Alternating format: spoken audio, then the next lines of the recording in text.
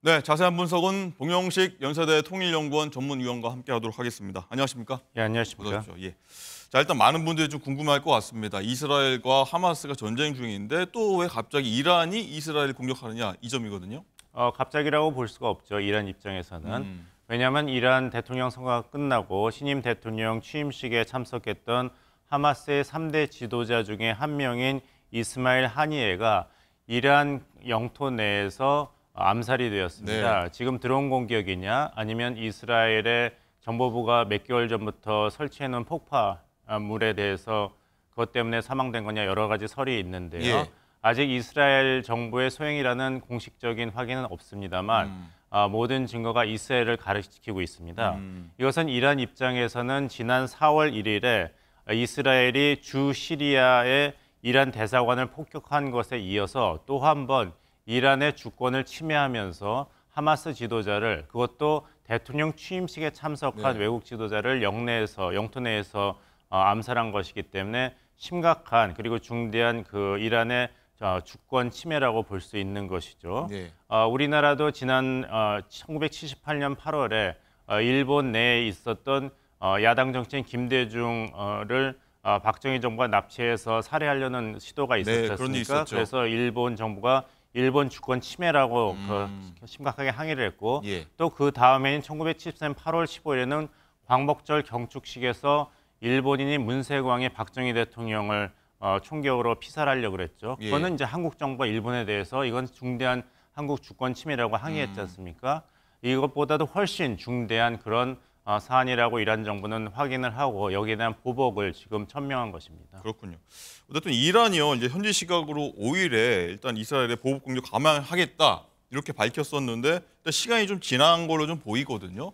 일단 공격을 좀 미룬 좀 상황 어떻게 보십니까? 하지만 이란이 이제 전쟁을 할 것이냐 이것은 이제 정의의 문제이고 예. 이란은 보복을 천명했습니다. 그리고 이전 사례를 보더라도 이란이 공격을 당했을 때 예를 들면은 트럼프 정부 때 그 솔레마니 장군이 바그다드 공항에서 그 드론에 피습됐을 때도 네. 보복을 했고 지난 4월 1일에 주시리아 이란 대사관이 폭격당해서 이란 장군 7명이 사망됐을 때도 반격은 했습니다. 예. 보복은 했습니다만 문제는 언제 어떤 형태로 보복하는가가 중요한 것이지 예. 보복을 하지 않고 그냥 지나가진 않을 것입니다. 이번에도 분명 보복을 할 예, 것이다라고 그 보시는 거예요. 네타냐후 총리가 아까 인터뷰에서 얘기했지만 이미 반이스라엘 다중 전선이 구축되었다 했고 보도에서도 헤즈볼라와 후티 방은 이미 이스라엘과 미군 기지에서 군사 공격을 시도했지 않습니까? 네.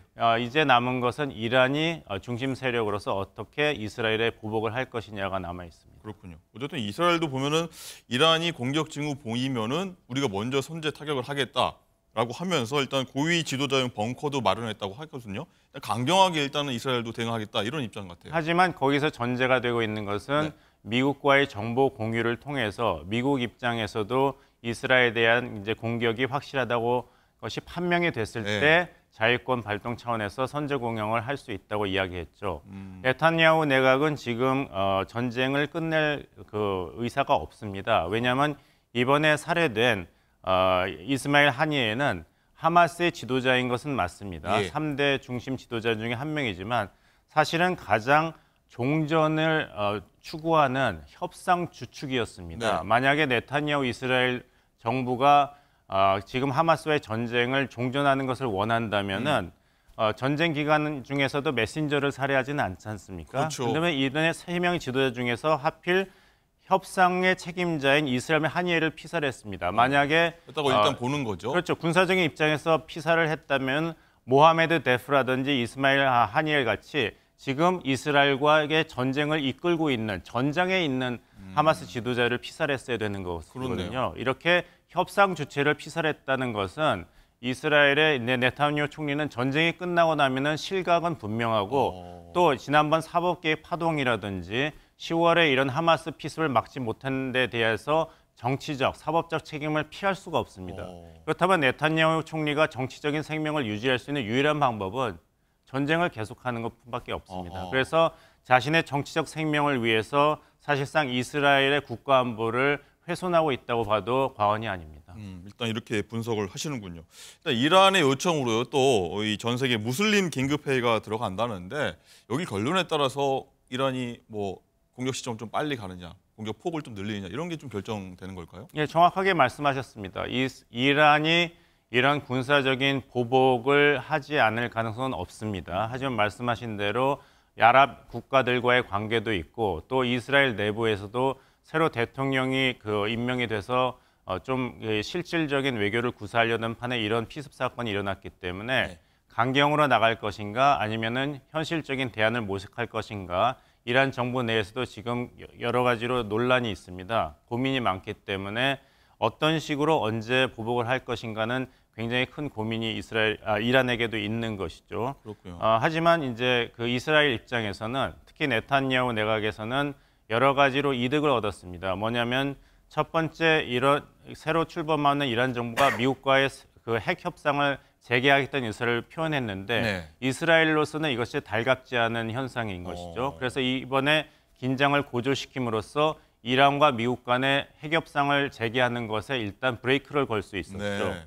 그리고 이란 내부에서 아까 말씀드린 대로 강경이냐 아니면 온건이냐 분열을 조장하는 것을 유발할 수도 있고 또 아랍계 국가에서도 이렇게 이란이 계속 대이스라엘 강경책을 시도할 때 과연 우리가 어디까지 이란 편을 들어야 되는가 네. 여러 가지 우려가 있지 않습니까? 이란의 패권이 달갑지 않은 나라도 많고 네. 그래서 이런 고민이라든지 아랍계 국가들 간의 분열을 조장하는 효과도 발생이 되었기 때문에 네타냐후 총리로서는 굉장히 과감한 그리고 위험한 정치적 도박을 했다 말씀드리겠습니다. 정치적 도박이다라고 흥미로운 얘기 해주셨고요. 혹시나 이게 전면전으로 번지게 된다면 중동 전쟁으로 좀 번지게 될 수도 있다 이런 우려가 나올 것 같기도 한데 그렇다면 뭐 글로벌 경기 침체 등 뭐 악영향이 계속 뭐 글로벌 확산될 수가 있지 않습니까? 미국이든 뭐 러시아든 어쨌든 중재를 해야 되는 거 아니냐 이런 목소리 나올 법합니다.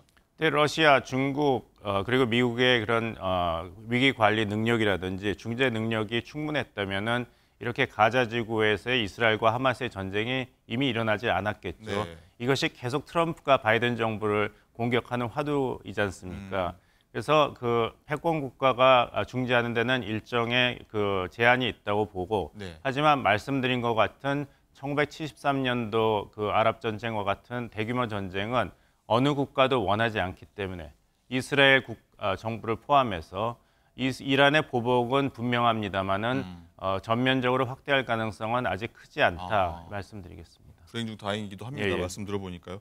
어쨌든 뭐 이런 상황이요. 가장 뭐 연관시키기 맞는지 틀린지 모르겠으나 11월에 미국 대선하고도 어떤 식으로 미국과 연결돼 있을 것 같은데 지금 보면 뭐 트럼프와 해리스 두 후보가 굉장히 경합중이지 않습니까? 영향이 좀 있을 거라 보십니까?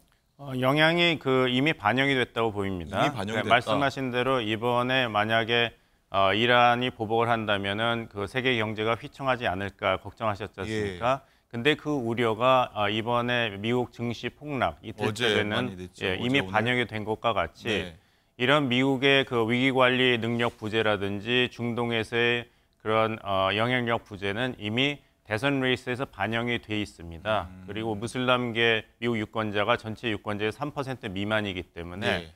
베트남 전쟁이 그 미국의 대선을 흔들었던 1968년과 같은 현상은 이미 지나갔다고 보고 트럼프 공화당 후보가 계속 바이든 대통령을 무능하다고 공격을 했지 않습니까? 예. 지난 6월 27일 1차 대선 후보 토론회에서도 이 점을 계속 부각하고 내가 집권했던 4년 동안에는 세계 안보가 평화로웠다 이런 얘기를 하고 내가 집권을 했다면은 이런 가자 지구에서의 군사 충돌은 이미 막을 수 있었다 얘기했지만 그거는 어디까지나 이제 가상적인 시나리오고 예. 또 바이든 후보가 이미 대통령이 후보를 사퇴했기 때문에 이것이 해리스라는 새로운 민주당 대선 후보의 무능과 연결시키는 데는 아무래도 좀 무리가 있죠. 그렇군요. 알겠습니다.